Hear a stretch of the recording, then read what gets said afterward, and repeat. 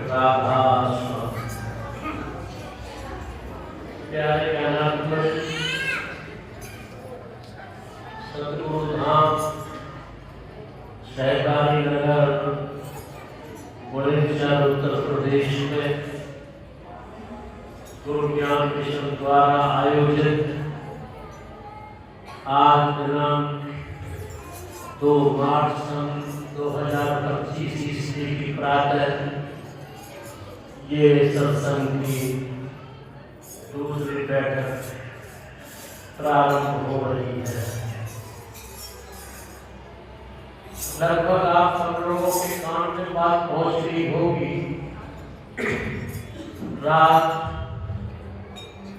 1 मार्च 25 की शाम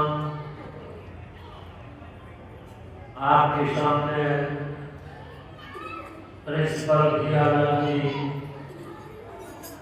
अलीगढ़ में हम लोगों की वसीयत पड़ी थी और भाई श्री दत्त सिंह जी ने फिर वचन दिया अब मेरी बारी है। तो हम लोगों ने बहुत लिखा है, बहुत पढ़ा, कहा है, सुना है। उसी संदर्भ में आप अपनी जिंदगी में सत्संग को जरूर कायम रखना। बहुत घरों को हमने उजड़ते, बिखरते, बिगड़ते, सड़ते, गलते देखा है। जिन घरों से संतों का उपदेश समाप्त हो जाता है वहां शैतान की वाणियां मौजूद हो जाती हैं और इंसान फिर भ्रमित हो जाता है और जो उसकी असल हकीकत की जिंदगी है उससे हटकर वो काल माया के जगत में खो जाता है। काल माया उसे योनिकर शरीरों की श्रृंखला में खींचती चली जाती है।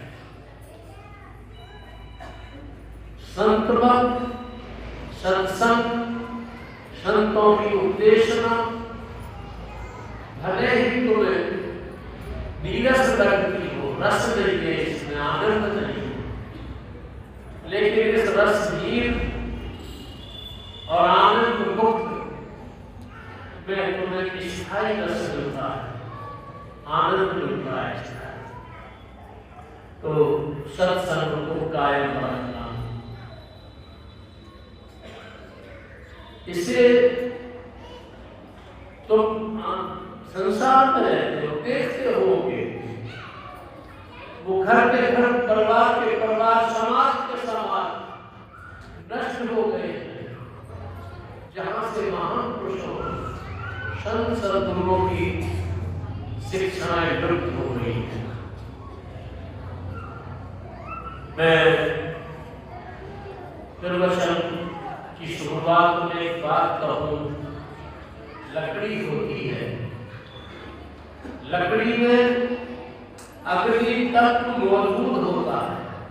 अगर अग्नि तत्व मौजूद न हो लकड़ी में तो आप बिल्कुल ही आग जलाते रहे, लगाते रहे, लेकिन लकड़ी में आग नहीं लगी। क्योंकि लकड़ी में अग्नि तत्व मौजूद होता है, इसलिए आग को आग खींच लेती है और फिर ज्वलित हो जाती है। ऐसे ही तुम्हारे शरीर में 5 तत्व प्रकृति के रूप में समाहित है, पृथ्वी, जल, अग्नि, आकाश, वायु। और 5 तत्व की जो प्रकृति है उसे हमारा शरीर उस लकड़ी की भांति ग्रहण करता रहता है। जैसे लकड़ी अग्नि को ग्रहण कर लेती है, तत्व पृथ्वी तत्व को ग्रहण कर लेता है, जल तत्व जल को जल तत्व ग्रहण कर लेता है, और अग्नि को अग्नि तत्व, वायु को वायु तत्व, आकाश को आकाश तत्व ग्रहण कर लेता है। इस जड़ पदार्थ प्रकृति में ऐसे ही इस शरीर को जीवन देने वाली, जीवित रखने वाली, चेतना हरकत करने वाली गति, इस शरीर को जिंदा रखने वाली गति, इसे चेतना, आत्मा, रूप, स्पिरिट, सोल कुछ भी कहें, इसमें आत्मा होती है, जीवनता होती है। और आत्मा चेतना होती है वो महाचेतन को अपनी ओर समेटती है।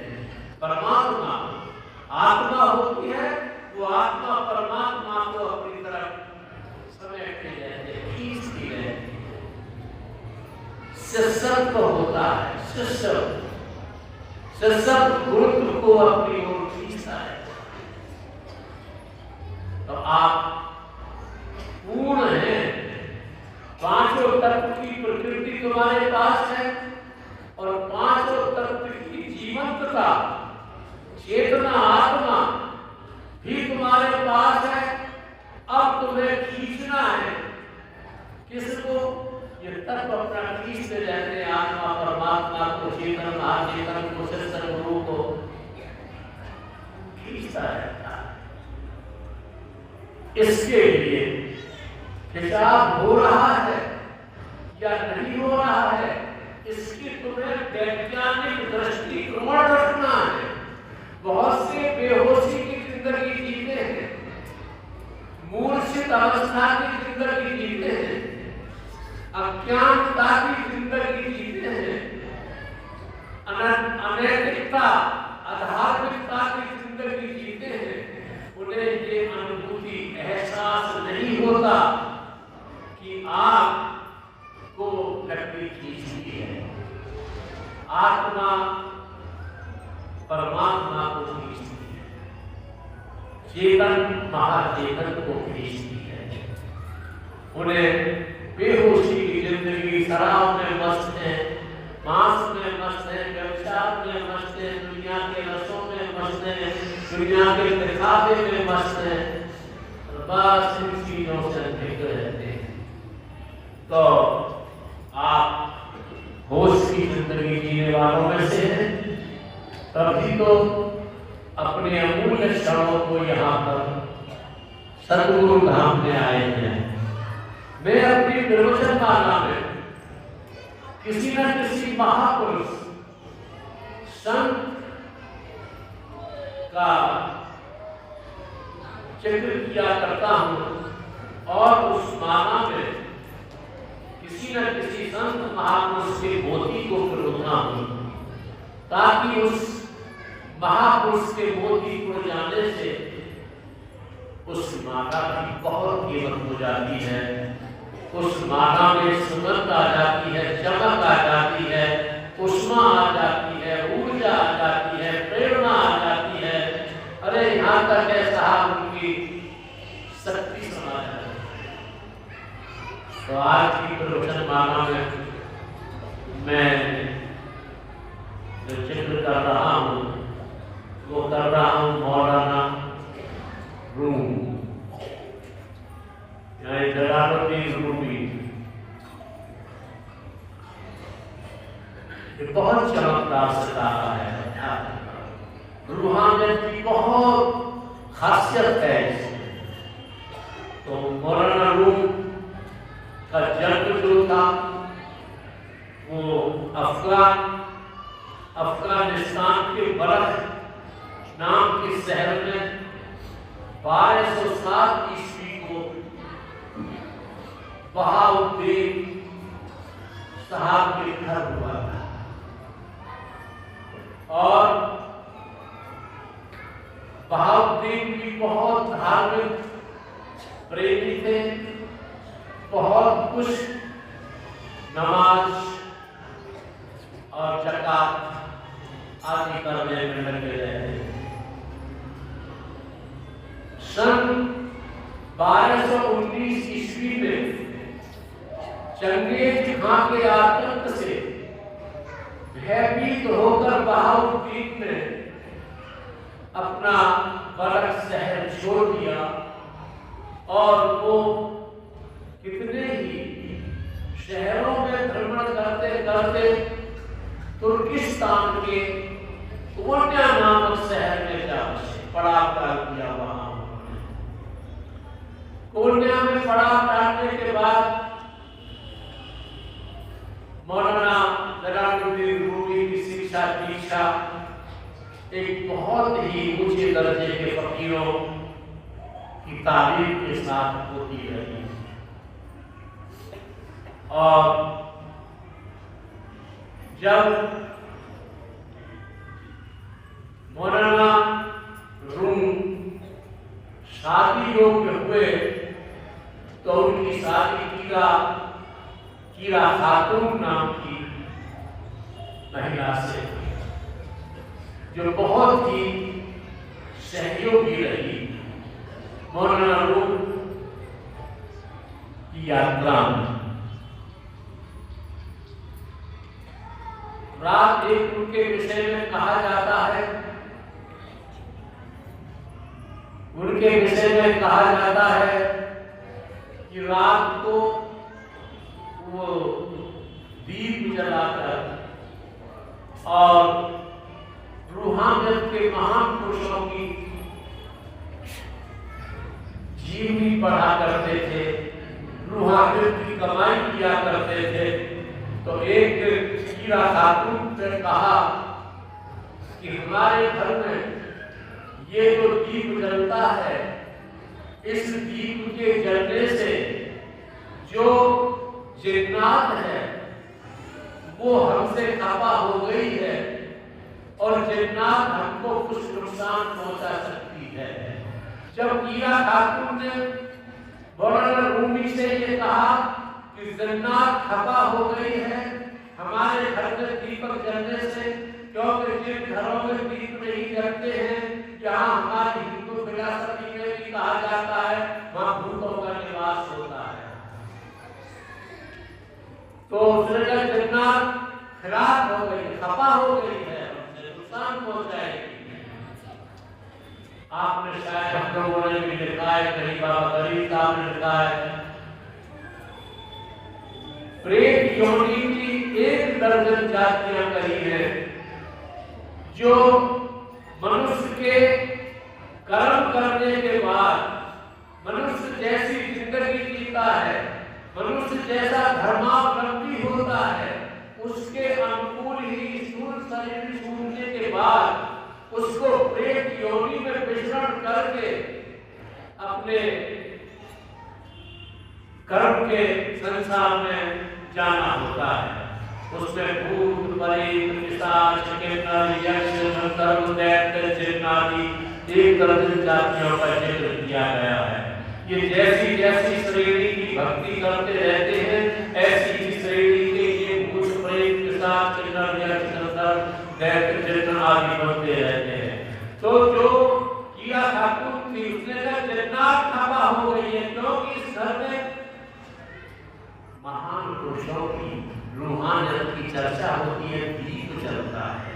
जब हम तुम अपने अंदर दीप जला देते हैं सतगुरु का, सतगुरु के नाम का, सतगुरु की ज्योति का, सतगुरु के उपदेश का, तो डरना शैतान हमसे दूर किनारा कर जाता है, खफा हो जाता है। तो जब कीरा खातून ने ये कहा तो मौलाना रूमी ने कहा ठीक है, हम देखते हैं। 2-3 दिन बाद उन्होंने कहा अब तुम निश्चिंत रहो, जन्नात हमारे चेहरे हो गए।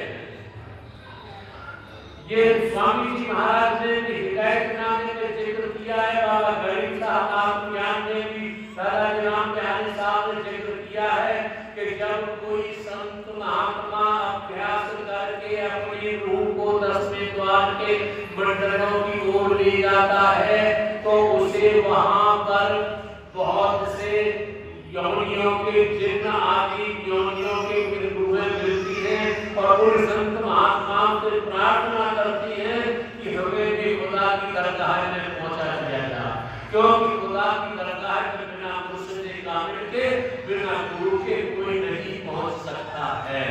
इसलिए जन्नत वगैरह प्रार्थना करती है उन रूहानी संत महात्माओं के जाने वालों को 10वें बार में। तो मौलाना रूम रूहानियत के महात्मा थे और उनको क्योंकि वो पता है कि बिना गुरु के रूहानियत की यात्रा नहीं होती, इसलिए मौलाना रूमी के जो गुरु थे वो बुरहानुद्दीन सैयद बुरहानुद्दीन थे, जो बरक में आ गए थे बाद में। और बरक में आने के बाद उन्होंने रूहानियत की नियामतें पाकर मौलाना रूम ने अपने बहुत ऊंचाई के दर्जे को प्राप्त किया और मौलाना रूम के समकालीन ही शमसुद्दीन शमस्तबरेज भी थे जो उन्होंने रूहानियत के पैगाम को दुनिया को बांटा। और इसी तरह की यात्रा करते करते 1273 ईस्वी को मौलाना रूमी अपने इस जिस्म के जोड़े को छोड़कर अपने मूल क्षेत्र में पहुंच गए। ये मौलाना रूमी की मैं आपको इस प्रवचनमाला के मोदी प्रोग्राम बता रहा हूं। अब थोड़ा सा मेरा उद्देश्य क्या है, इस प्रवचन का उद्देश्य क्या है। देखो, एक मैंने सुना है एक कन्या की शादी हुई और कन्या जो थी वो तो कवियत्री थी, कविता सुनाने वाली, और पुरुष जो था वर जो था वो गणितज्ञ था, मैथमेटिक्स का आदमी था। जब दोनों की शादी हुई, कवियत्री की और गणितज्ञ की, रात को सैया सेन के टाइम पर दोनों एक जगह हुए तो कवियत्री ने अपने शौहर पति की सामने कविता पेश करते हुए उसका भावार्थ था कि आप मेरी जिंदगी के आकाश में एक चांद हो और आपके प्रकाश में मैं जीवन जीकर अपने को धन्य करूंगी।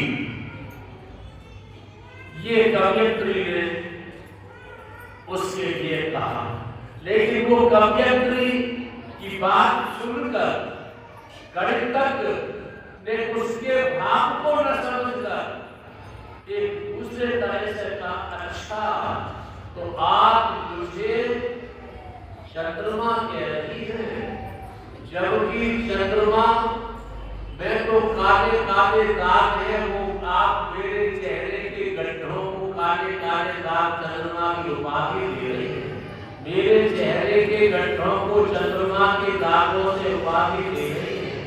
चंद्रमा तो घटता बढ़ता ही रहता है और अमावस्या के दिन तो बिल्कुल लुप्ती हो जाता है, चंद्रमा की स्थायी पक्ष नहीं होता।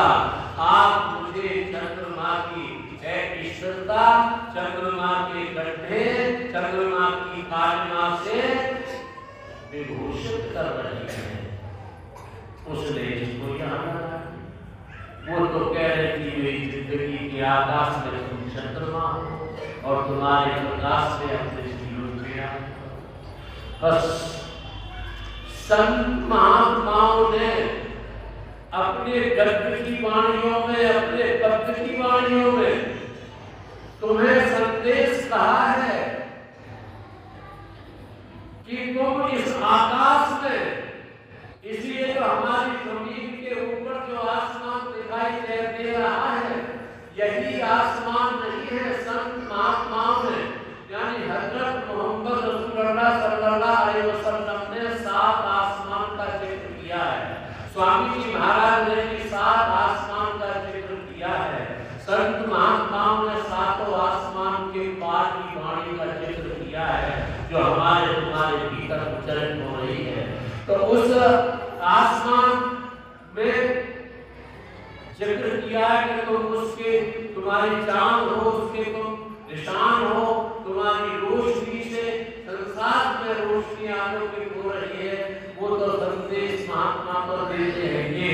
लेकिन हम उस गणित तर्क के माध्यम से, गणित के माध्यम से, अपनी कल्पनाओं के माध्यम से, अपनी मान्यताओं के माध्यम से, परंपराओं के माध्यम से, धारणाओं के माध्यम से उस उनके महावाक्यों को ज्यों का त्यों न समझ करके अपने अपने अनुकूल समझ लेते हैं। जैसे गणितज्ञ ने चांद की उपमा लेने पर उसको पता किया ये मेरे चेहरे के निशान है, काटमा है, करते हैं। संतों की वाणी को समझने के लिए तुम गुरुमुख सत्संगियों की संगति करो, संत सत्संगियों की भी संगति उनकी करो जो अंतर्मुखता के पायदान पर खड़े हो गए हैं, अंतर्मुखता के पायदानों पर चढ़ करके अपने स्वयं में अंतर में प्रवेश करने की जिज्ञासा रखते हैं, जो अभ्यास करते हैं। अपने भीतर प्रवेश करने वाले लोगों के पास केवल बातों के और कुछ नहीं होता है, केवल तरह तरह की बात सीखकर, तरह तरह के तर्क सीखकर, तरह तरह के ज्ञान सीखकर अपनी पूजा कराते रहते हैं और अपने ज्ञान को सर्वोपरि सिद्ध करके आप जैसे हमने कहीं लिखा है कि अरे नजर की तारों में जमी का कैसे ज्ञान होगा और गड्ढे में गिरे इंसान बता के समाधान होगा। तुम बात ऊपर की करते करते, ज्ञान की बात करते करते गड्ढे में गिर गए हो और तुम्हारे गड्ढे में गिरे हुए इंसान तेरा अब कैसे उत्थान होगा। तो किसी संत सद्गुरु की शरण में जाके उनके ही प्रेमियों की संगति करके दुनिया की आवाजों में, दुनिया के ख्यालों में, दुनिया की बातों में आकर अपने निजी मंजिल से मत भटक जाना। ये दुनिया के लोग तुम्हें दुनिया में को खींचते रहेंगे, इन दुनिया के लोगों को तुम्हारी भीतरी दुनिया की कोई जानकारी नहीं है और भीतरी दुनिया का कोई भी संकेत, कोई भी परिचय हम शब्दों से दे नहीं सकते हैं। वो तो केवल अनुभव करने की वस्तु होती है, चीज होती है, प्रमाण होता है, सबूत होता है, हकीकत होती है। तो आप जाओगे अपनी अपनी जिम्मेदारियां निभाओगे, आदर्श पत्नी, पति, पुत्र, पिता, भाई बहन की जिंदगी जीते हुए अपनी गुजर बसर के लिए नेक आचरण से, कर्म से गुजर बसर करते हुए परिवार का, समाज का, राज्य का, देश धर्म का उत्थान करने के लिए जरूरी है कि एक एक बुराई को अपने से दूर कर दें। जब एक वृक्ष की कोई भी टहनी किसी बुराई से नहीं कटती है, टूटती है, तो वृक्ष का बहुत विकास होता है। और एक भी आदमी हमारे समाज का, परिवार का भ्रष्ट हो जाता है, खाना पीना बिगाड़ लेता है, आचरण बिगाड़ लेता है, सिद्धांत बिगाड़ लेता है, तो उससे हमारे व्यक्ति भी, परिवार भी, समाज भी, राष्ट्र भी, धर्म भी सब प्रभावित होते हैं। लंबी बात नहीं करूँगा, बस यही अपनी वाणी को विराम दूंगा कि आप अपने भीतर परमात्मा की ज्योति को, परमात्मा के शब्द को स्वानुभव करने के लिए संत महात्माओं की दया समेटते हैं और गुरुमुख लोगों की संगति करके अपना उत्थान करते रहें। इन्हीं शब्दों के साथ मैं अपनी बात पूरी करूंगा। आपने मेरी बात को बड़ी काम की और प्यार से सुना है, इसके लिए मैं आपका बहुत बहुत आभारी हूँ और अंत में आप सभी से इन वचनों पर अमल करके लाभान्वित होने की प्रार्थना गुरु महाराज से करता हूँ।